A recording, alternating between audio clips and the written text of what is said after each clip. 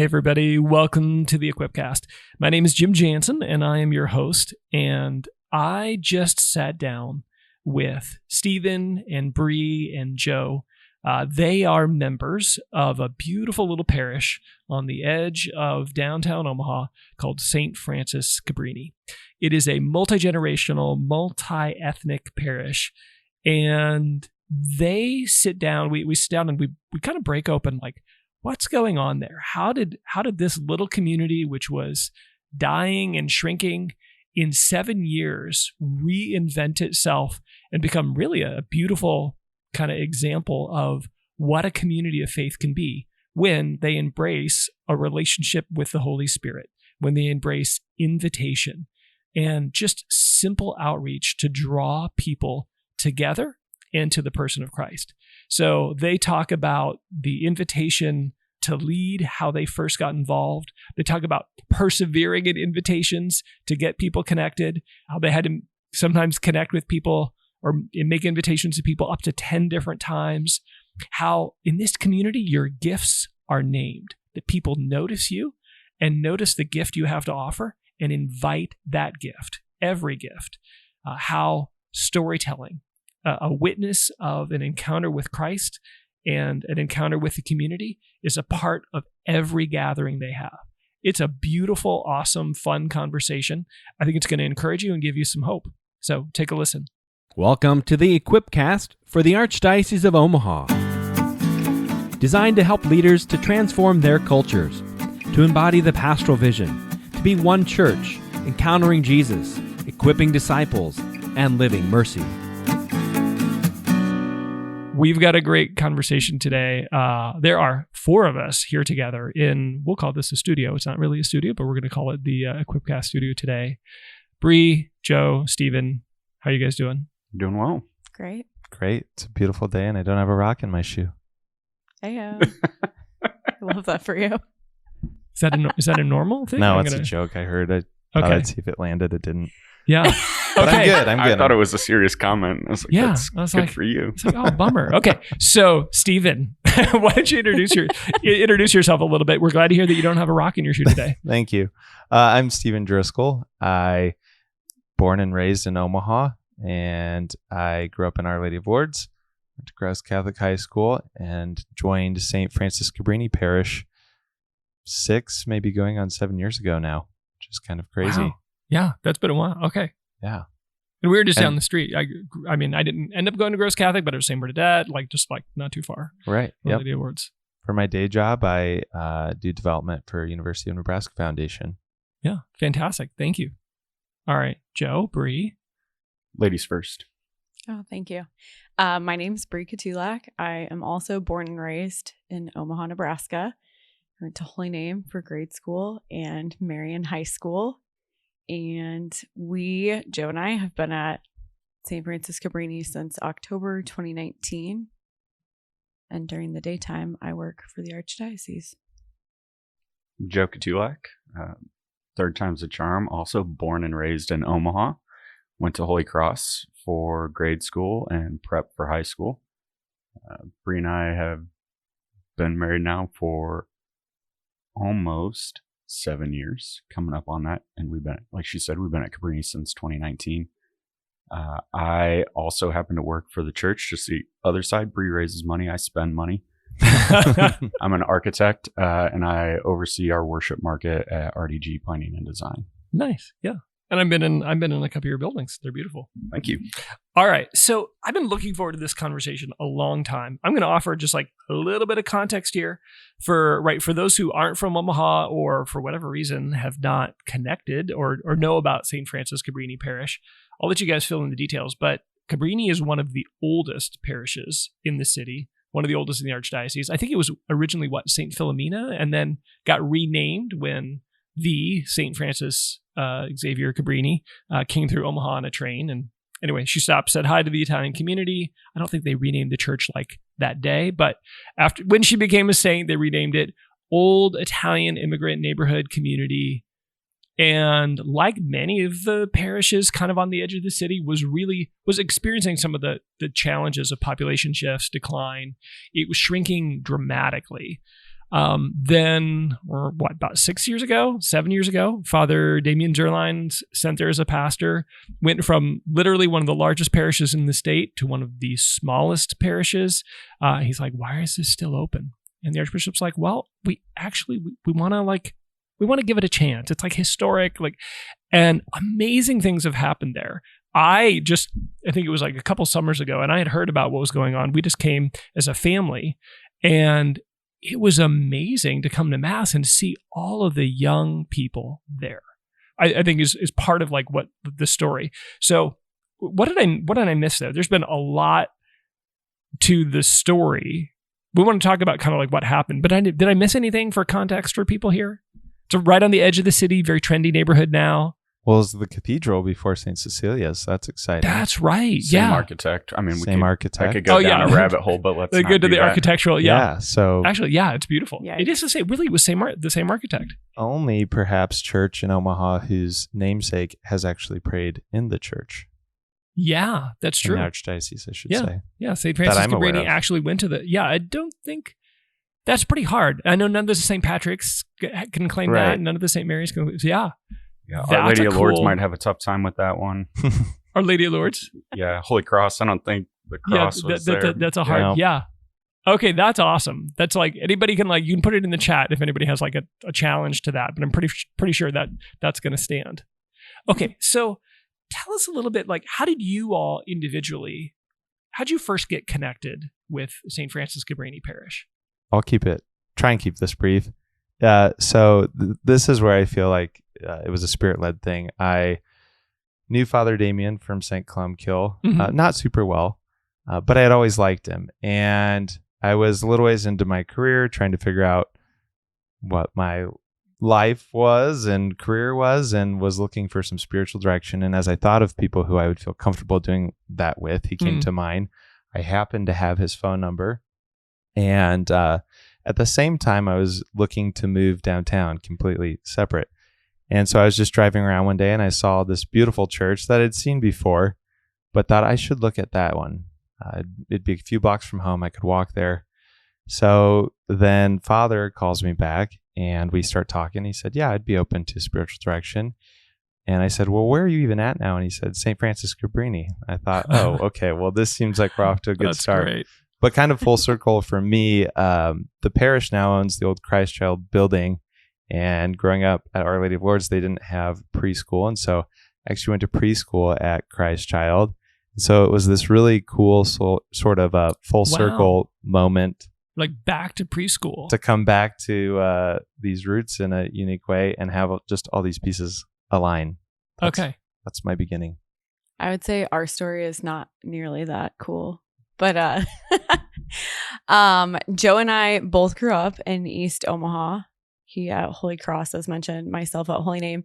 And like a lot of, I feel like adults our age in Omaha, our parents are still very active at their respective parishes. And so when we moved back to Omaha full time, we did the constant switch between Holy Cross and Holy Name and just trying to make sure that we were at enough masses for one of our families and then enough masses for the other. So we finally got to the point where we were just like, this is ridiculous. We are not getting community in either of these places.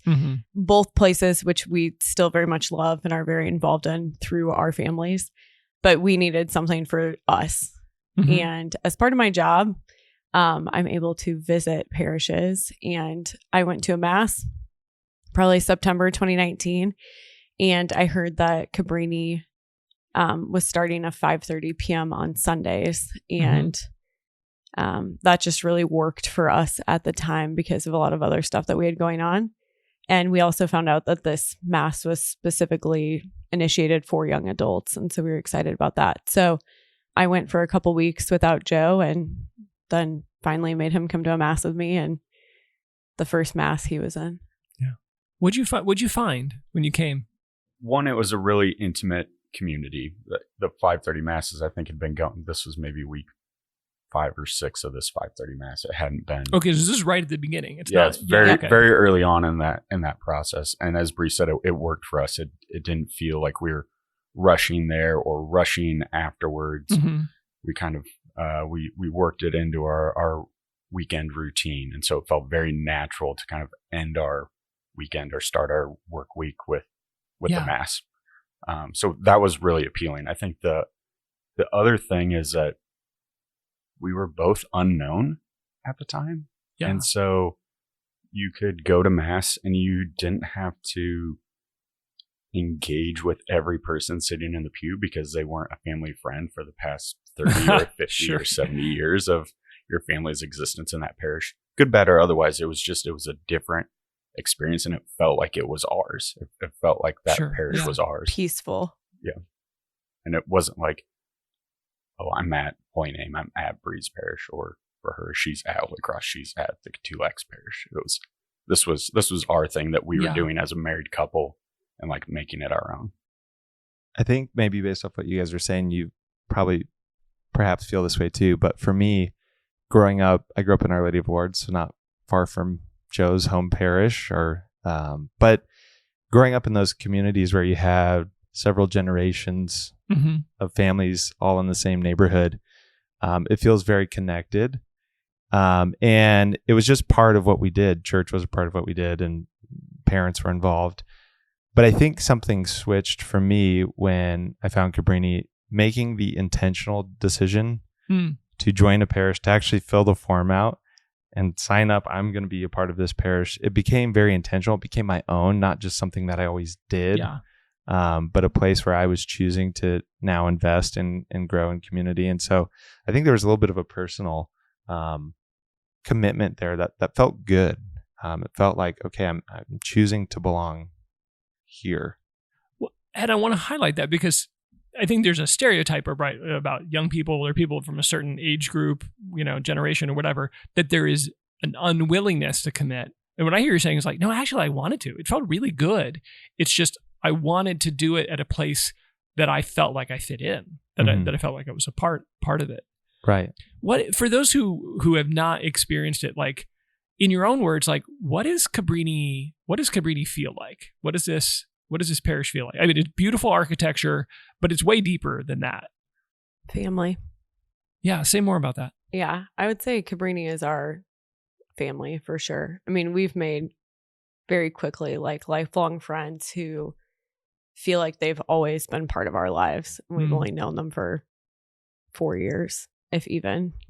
And so I would say that, and like Joe said, there's just such a level of reverence with Cabrini. Like we are we have a lot of fun. We are entertaining. We are this, we are that. But in Mass, like it's peaceful, it's calm, it's welcoming. It's just the environment just feels like you're supposed to be there. And I want to highlight because there's a couple of parishes that are, I mean, most of our parishes, I mean, although there's different styles, like have beautiful liturgies, but this is not like when you say like it feels like home, it feels reverent. It's not a particular, I would struggle to label a liturgical style to Cabrini, other than it's just clear that the people who are there know each other, and they know each other at like a personal level.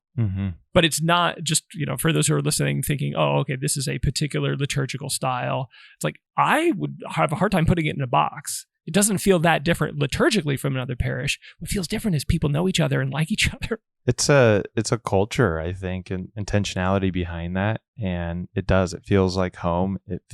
I think it's been a pillar in my life, a pillar of support, joy, of, having really family that you can go to through highs and lows, and just know that it's going to be there. Those people are going to be there. And, but like you said, it's amazing to have that deep of a connection with one person, but to have it with so many is just really so special. How did that happen? Give people like a little bit of a glimpse as to like, how does the community get deeper than just a superficial knowing of one another, or even just length of time? Because Bree, you spoke to that. It's not like we've known these people that long, but we feel like we really know them. How did that form?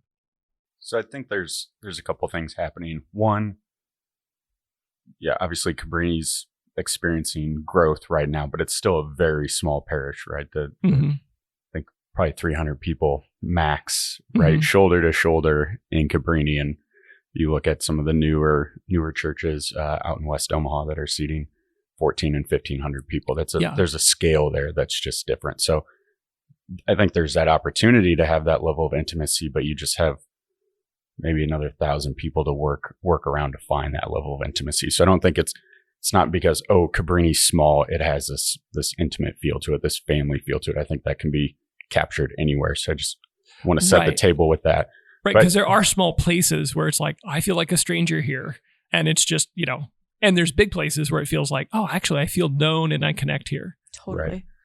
But I think a lot of it has to do with the level of empowerment or ownership of the parish. And I think that happens day one after the first Mass as a visitor there. And it's also apparent with the folks who have lived 2 blocks away from Cabrini the entirety of their life.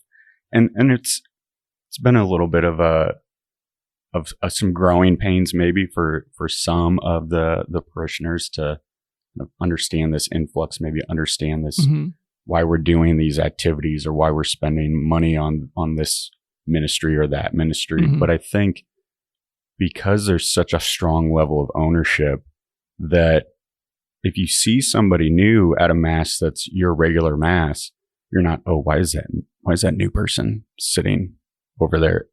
At the end of Mass, you walk around and you go introduce yourself to that person. It's not so they've left Mass and they've met or shook hands with 4 people that they did not plan on shaking hands with that day.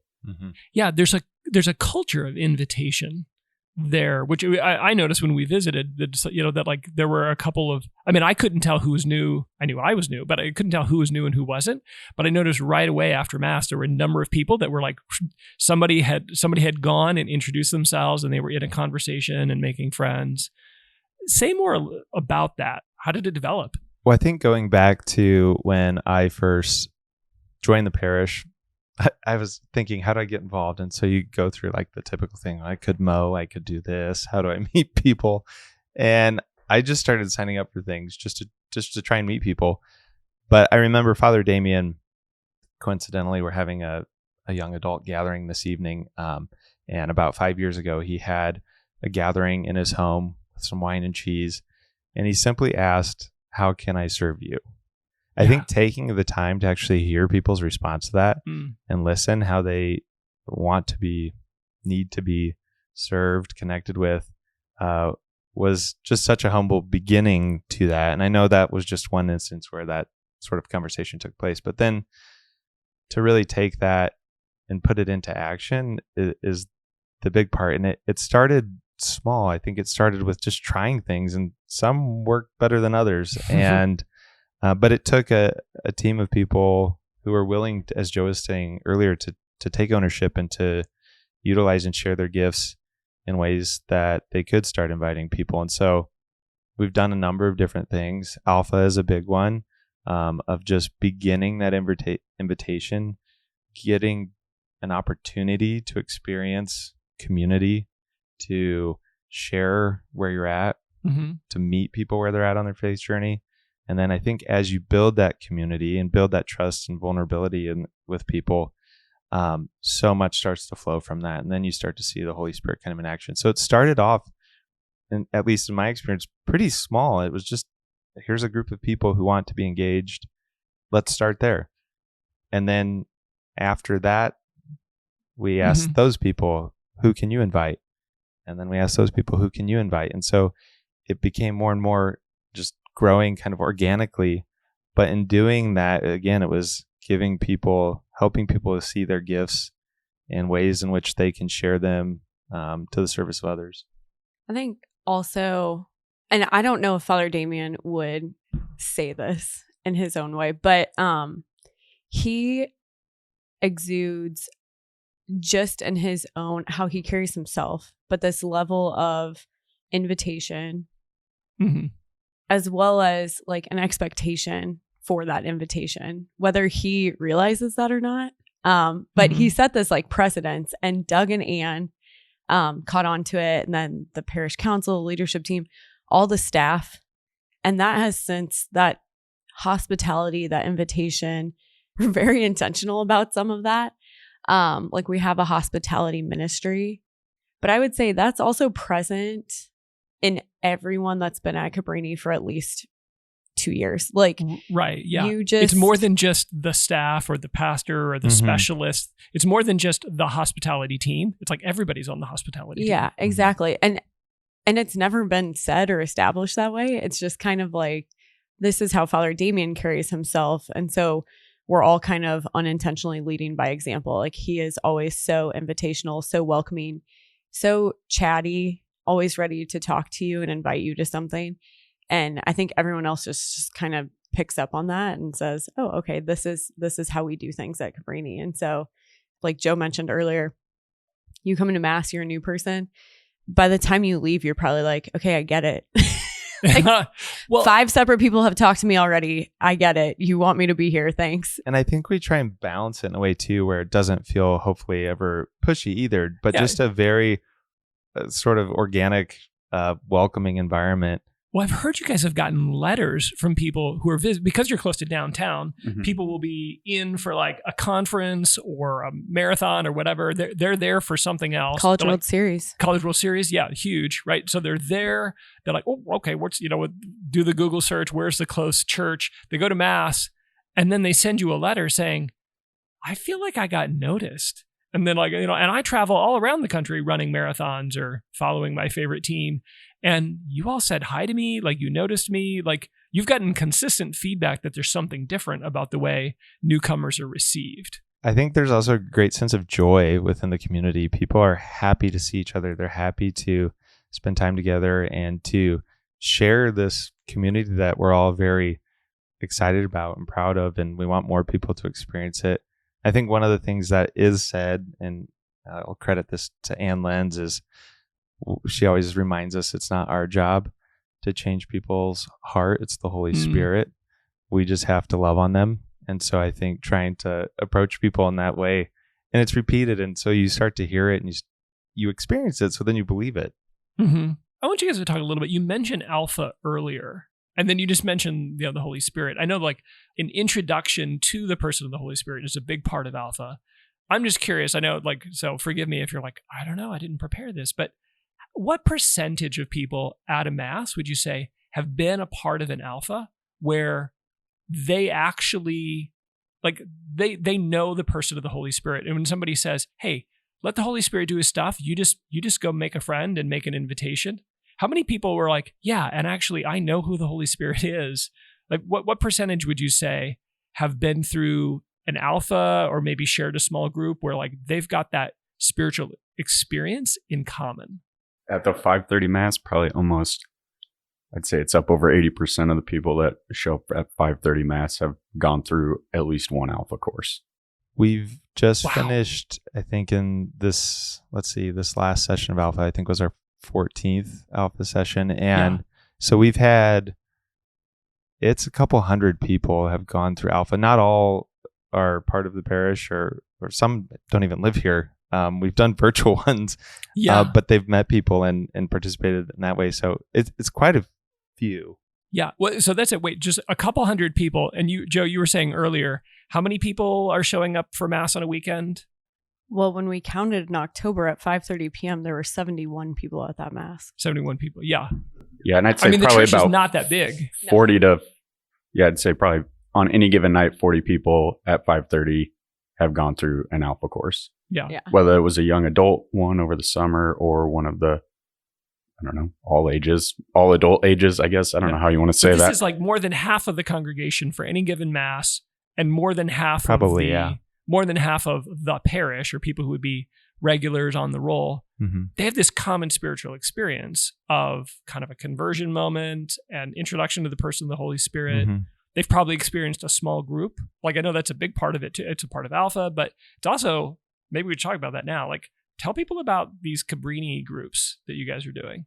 Alpha was kind of the introduction for people, that opportunity to experience what a small group is like and being vulnerable and building trust and community in that way. So that was kind of people's first glimpse. But what we try and focus on is what is the path to discipleship. Right. So what happens it doesn't after just Alpha? end at Alpha.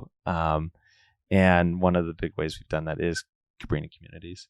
What's a Cabrini community? So Cabrini community is, well, it could be anything, right? Stephen and I are actually in a community together. There's 6 of us in our group, all in our 30s, more or less. And we get together once a month. We meet at 8 p.m. at night because that allows one of the guys to make sure he's there for bedtime. Yeah. And we're supposed to go to 10. I don't think we've ever hit even His kids' anything. bedtime, not ours. Yeah. Yeah. We've never Thanks for gotten the close to 10. clarification. We're like 11, 11:30. We just go on forever. This is but like a weeknight. Just second Monday of the month. And we have pizza and beer, or Stephen made chili the other couple months ago. And we do a little Lectio Novena. There's a video that's been produced. Luckily, we have some very talented individuals within the parish. Shout out to Adam Turner, who does all our video production for us. So it's Father and some guest speakers. There's a topic. okay. There's a reflection. There's questions. It's really just trying to build a spiritual life together within this community. But there's groups of There's new couples. There's people that have been married 50 years. Young children, men's groups, women's groups. All And the- ages groups. Yeah. Yeah. And they started really kind of, Joe mentioned, so there's a set structure, if you will, to guide us through our time together. But again, a big component of it too is hospitality and welcoming Mhm. people into your home and building that deep relationship. So the idea with these communities is that they're ongoing. They don't Mhm. end. Right. Because Alpha is like, 8-week course, usually ends with a retreat. Not everybody maybe knows that, but these are like, no, this is just like, we're going to This share is life together. Life. Yeah. Right. Yeah. And the idea, I think, too, so we've had 2 cohorts go through. I shouldn't say go through. We've started a first cohort that's about a year in.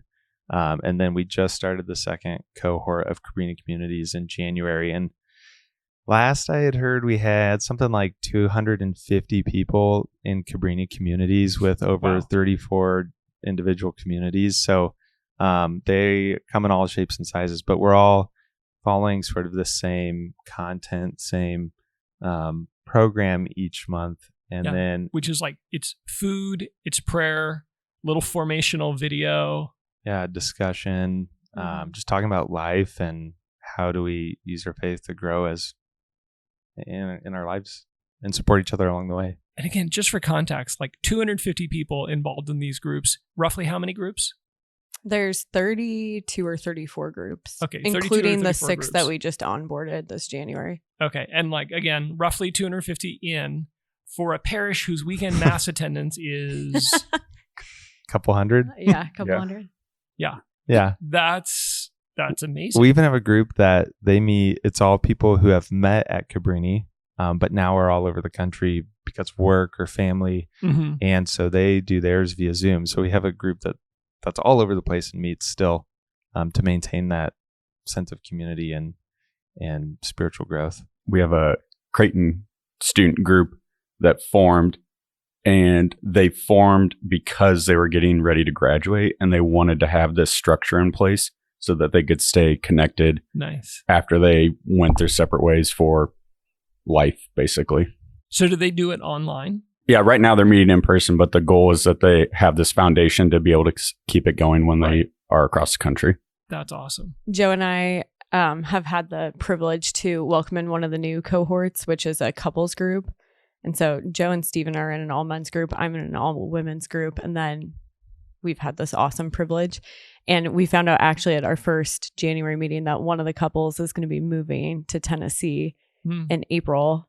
And part of the reason that they wanted to get established with this group was hopes that they could keep it once they're moved. And the group seems really open to it. So I mean, that's amazing. I just thank you for sharing this because I think if somebody just walks in, you feel the difference, but you may not get a chance to peek under the hood and recognize, oh, wow, a huge number of the people here have had this experience of really getting to know like the fundamentals of the faith, the person of Jesus, the person of the Holy Spirit, and then the reason it feels like they know people here is because they really know people here, right? We get together every Wednesday for beer and pizza, and we're really sharing prayer, and we're really talking about our faith.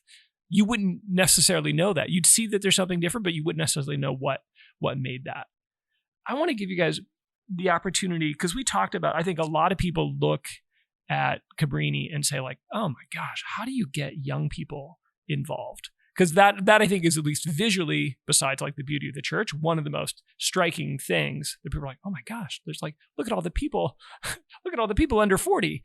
But the invitations to get people involved, like, I want to give you a chance to break that down, because I think, yes, it's true that once you have young people involved, then other young people are like, hey, cool, people like me, and they get involved.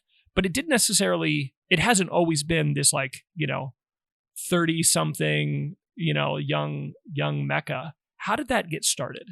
Well, we initially had that, I mentioned earlier, this kind of gathering at Father Damien's house, and he asked how people wanted to be engaged, how they wanted to be supported in their spiritual journey.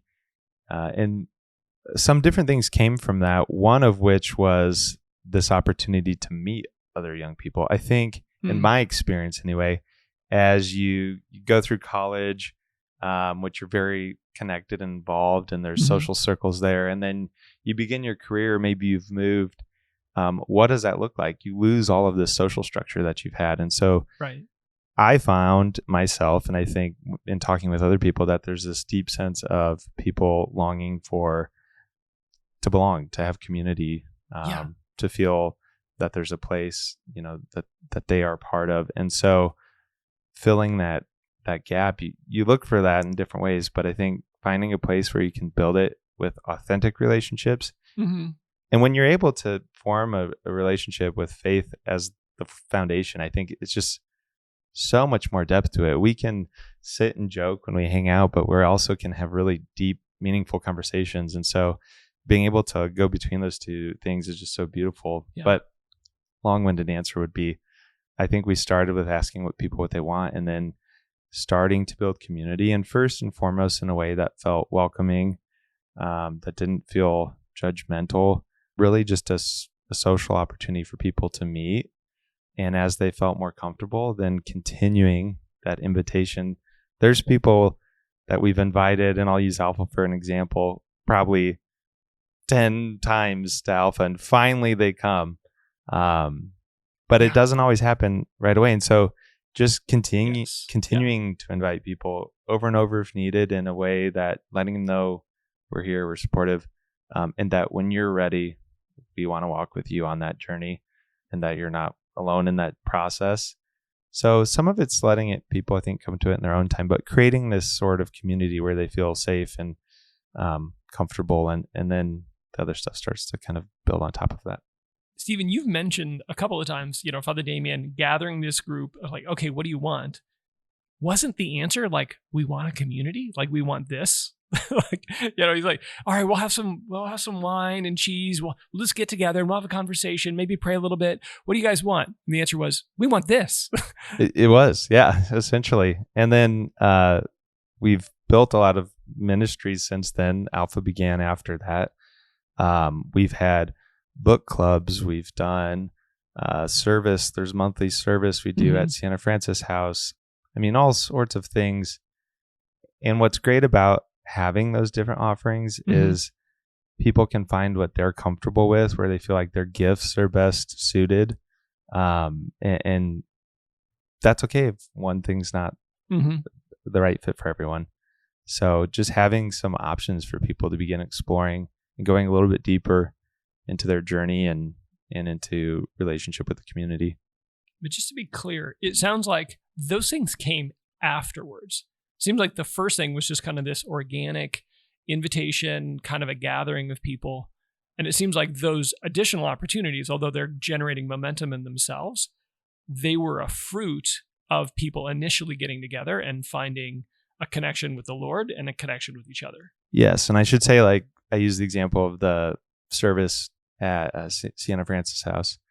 That was a young adult who said, I feel called to share my gifts in a way of service. Could I start a monthly service night where we go and help with a meal? And so that was a fruit of their experience. And most of the ministries we have, the book club, same thing. Most of them, Adoration was a young adult who wanted that opportunity. Yes. These are people who said, I want this. Can I do it? Right. Not like, it wasn't this, and it's a subtle difference. It wasn't like, hey, I want this. Can you, Father, staff, whatever, can you do it? It's like, and I think Father and Ann and Doug and asking people to take the lead on it, the people who bring the idea forward, let's look at that. Can you help organize it? And so then it's an opportunity for them now to engage further, to share their gifts. Mm-hmm. And when we have things that come up through the parish, whether that's Father or the parish council, like Cabrini communities, as an example, our small groups, Father's way of walking with and asking if that's what people want has continued. So if something has come up that hasn't come up from a parishioner themselves, and it's something that's been brought to the forefront of the minds, they always ask and loop us in. So it's like, hey, we're turning on this idea. We think this could be something cool. But like, what do you guys think? Is this something you would be interested in? Are you open to it? Are you not open to it? And this isn't just a young adult thing. I mean, this is Anne asking a bunch of people after Mass or however that's happening. But just that continued intention to meet people where they're at and continue to figure out ways to invite them to walk on this path of discipleship that they're actually going to be interested in, so they'll participate in it, has been great. And I think is the reason that people continue to stay involved, is because they're involved in the process of making the decision and helping form and create this, even if it wasn't their idea to begin with. Yeah. We haven't talked about this explicitly, or at least the part about kind of drawing people into leadership, but you're kind of getting there. There's this path, right, where people are like, they get involved. They've got a friend. They're getting connected. They have this moment where they're like, alpha or whatever, where they're connecting with the Lord. They're getting in a Cabrini community, and then people are invited to take a leadership role. How does that go? And I want to give you a chance to talk about your stories, because I know just a little bit that how did you get invited into leadership? But I think probably our answers are all basically the same. Ann Lenz. Love Ann to death. And she's absolutely wonderful at just walking up and saying, hey, Joe, would you be interested in lecturing at 5:30? Like, you've been kind of subbing in when we needed somebody, but we'd like you to go through the process and be able to lecture at 5:30. I never really considered, but sure. Yeah, I'll do it. So, it's been personal invite, and it's probably for all three of us in the room, personal invite from somebody to say, hey, we think we see your gifts, and we think you would be a delight in this role. And then then it's fun. You're involved, you're engaged. And I think that's across the board. We have folks who are in leadership roles at all age levels across the parish and the different ministries. I think having someone point out that they recognize your gifts was really transformative for me. Sometimes someone says something and you think, well, do I have that? And then a person says, oh yeah, no, you totally have that. And it's like, oh, I do. But now that my gift has sort of been named and identified, I can better use it. So I think, we've done Called and Gifted. That's sort of a formal program to help people discern their gifts of the Holy Spirit and how they can use them. But that to me was really transformational. And then just seeing where people are comfortable sharing their gifts too. One of my favorite examples is there's a woman in our parish who says her best way to share her gifts is to feed people.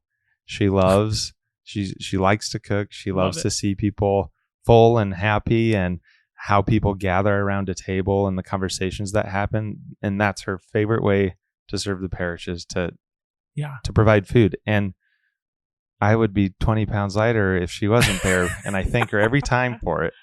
No, I joke in between alphas that I always lose 10 pounds. I don't really. But it's awesome. And it's so important to have that. And so if it wasn't there, a huge aspect of hospitality would be missing from the different things that we do. And so I Yeah. love that example, because you think, oh, well, cooking isn't a spiritual gift. Oh, but it is, because we're now gathered around a table sharing beautiful conversation and getting to grow and walk together. So I love that. I love that there's opportunities, regardless of what you feel your gifts are, to share them, to dive deeper into them, and also for people to recognize gifts in each other and actually share that. That's hard to do. It takes courage to share that. It also is hard to receive it. So that's been really beautiful. Anne has this incredible knack, and I think Doug has it too, but for really recognizing gifts that people have and being so intentional, like Joe and Stephen have been saying about inviting people to really specific things. But I think they also do a great job of looping other people into that. So saying, hey, I don't really know this couple real well, but like, what do you know about them? Do you think I'm trying to decide between like these two Cabrini communities to invite them to, but do you know which one they might fit in better with? And so I think just their general approachness to involving everyone, but recognizing those gifts is such a gift in itself. And I think to Stephen's point about food, one of the things that I think we all know about Cabrini, but we maybe don't explicitly talk about, except when we're just saying over and over again that we eat a lot, is that probably learned through Alpha, but we have so many times that we're together where it's so intentional with food. So like Alpha, it starts with the meal and sharing that with your table. We've also since developed that into Cabrini family dinners. So once a month we get together after Sunday Mass, 5:30 p.m. Everyone in the parish, every single person's invited, kids, families, older adults, young adults, everyone. But food is like some of the food's provided. So typically like the main-ish course, and then it's a potluck from there. And someone shares their story during that time together. And it's usually like a 2-hour ordeal, but it legitimately revolves around food. It's called Cabrini Family Dinner. Tonight, Stephen mentioned we have a young adult event. All of those always have food and drink at them. Alpha always has food and drink. So I think there's just the way that we formed our Cabrini communities. Father, Doug, and Anne really emphasize that those include some sort of food, whether that's a whole meal like our two groups do, or if it's just like wine and cheese. But that time to be together as a community is so important, in addition to the part where we're really intentional about our prayer lives. And so that I think has also been transformational for the parish, is just really being intentional about this time together where we're not just sitting in Mass and not talking to each other, but this time spent really intentionally together sharing. Yeah. Well, it's like the food gives this, and the relationships give a context for then. You just kind of mentioned in passing, but like someone shares their story. Say a little bit more about that, because I don't think this isn't necessarily like, hi, I grew up in South. I mean, people are like, they're telling their story of like where they had an encounter with the Lord. Yeah, that's exactly what it is. It might be a little bit about how they came to Omaha, how they came to Cabrini, how they met their spouse or their family, or a little bit just like context to know the person. Yeah. But we've had individuals talk about their struggles with various addictions. We've had individuals talk about really traumatic life experiences. Yeah. Coming to the faith. Yeah, to a room of 100, 150 people. Some they may know, some they may not, and they're speaking for 10 minutes about, really profound and moving stories of faith and life and family and friendship and kind of the spirit is at work and all of that. Very emotional, for the whole room. There's a level of intimacy that gets built in that regard. And that's a really big way to build that level of intimacy. But I think also, Stephen gets this all the time in a Alpha. Oh, it's just so great to see a young person up and kind of leading. Stephen MCs for us for Alpha. Oh, it's so great to see a young person. And I would say that that's wonderful, but it's really great for us as the quote unquote young people to feel seen, be recognized, but also to learn from the experience that's in the room of these couples that have been married for 50 plus years, of these people who've been widowed for the last 20 and what their life is like now, or whatever their journey has been. Mm-hmm. So them sharing their story is just as important as us sharing ours or being involved and having that level of engagement. Yeah, it's a two-way street. It's not just, get the young people there. We also want that experience in the room. We want to hear your story. We want that, maybe mentorship is a good word to use. Well, you're kind of breaking down this stereotype that young people only care about being with young people. And you're like, no, please. Like it's beautiful to have a multi-generational faith community. My first Alpha small group that I participated in, I was the youngest person in my small group. At the time, I think I was 24. And the oldest person in my Alpha small group at the time was 84. And so awesome. She would reference, before Vatican II. And I'm thinking, oh, wow. But it was such a unique perspective that I didn't have.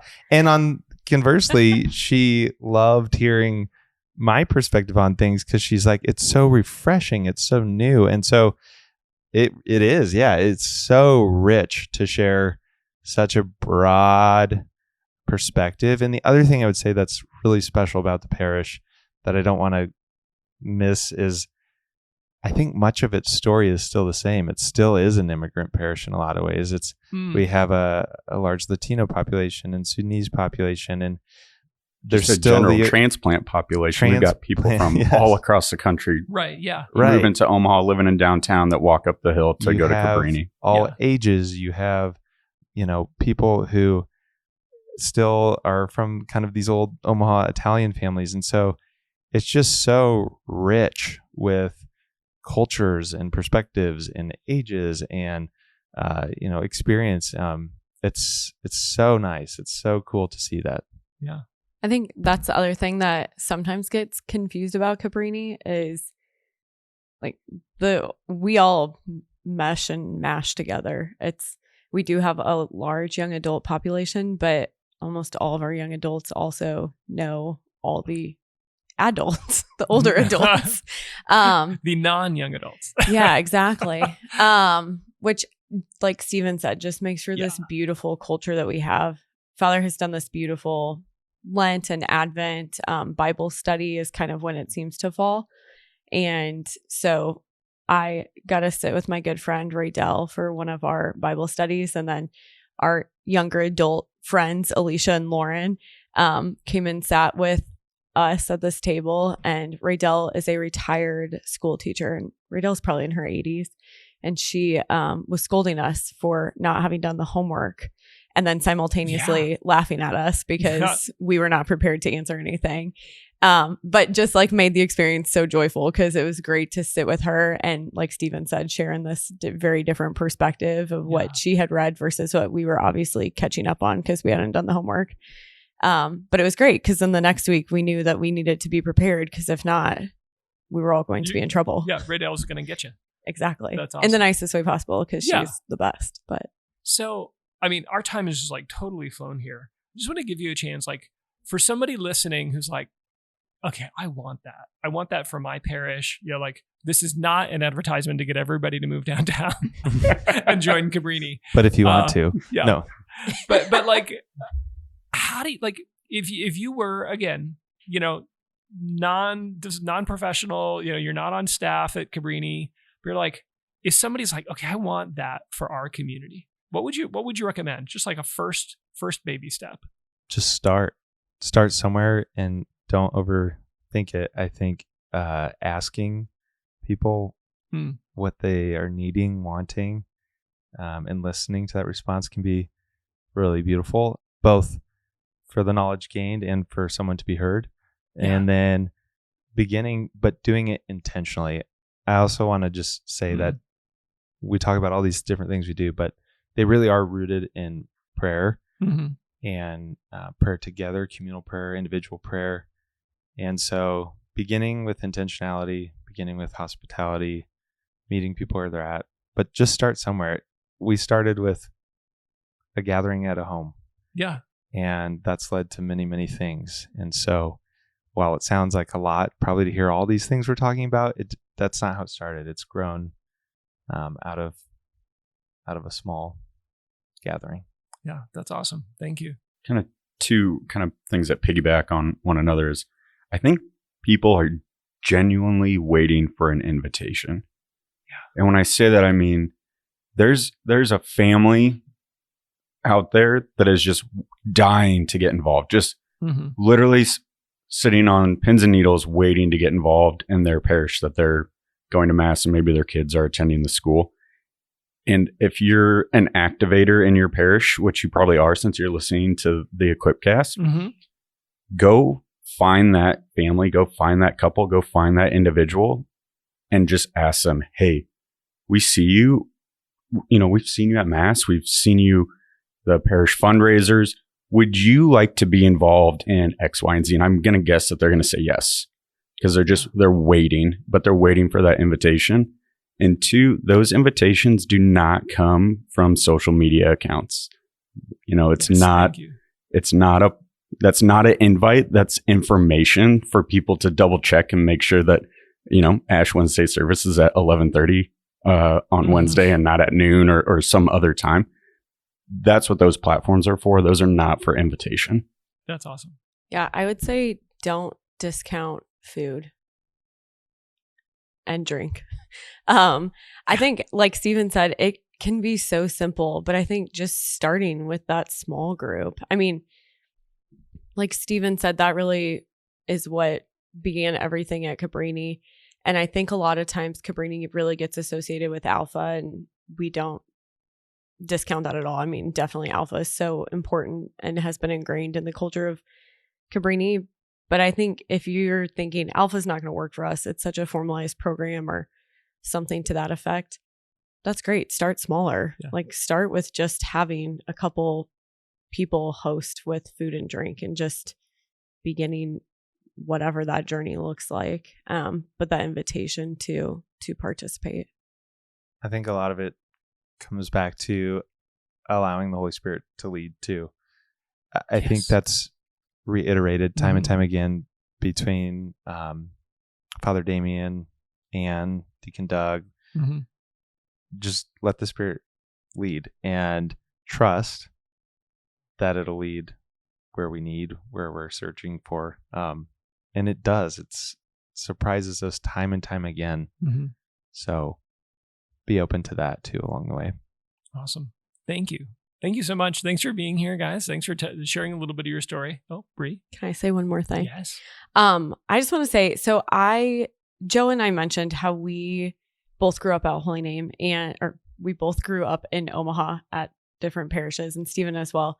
And I think one thing about us not necessarily like leaving those parishes to go find our own is find somewhere that feels good to you. Like where is a parish where you walk in and you feel at home? Like Joe mentioned earlier, you can find this in a parish that's mega sized. You can find it in a tiny parish, but you just have to find somewhere that the Holy Spirit is calling to you, where this place feels good in your heart, in your soul. Like this is where you're meant to belong. And so I think that's such a critical part of being Catholic in Omaha is we have these beautiful built traditions that are very scary to leave. And at some point you have to know if that is right for you, that's great. And if you need to find a different home, that's okay too. But obviously stay Catholic. Thank you. All right. So everybody, those of you who are driving, just wait till you get to your destination, but somebody who needs to hear this, somebody who needs the encouragement, just simple reminders, right? Use food, let the Spirit lead, make some invitations. So go ahead and share this out with a friend. And yeah, Bree, Joe, Stephen, thank you. Thank you. Thank you.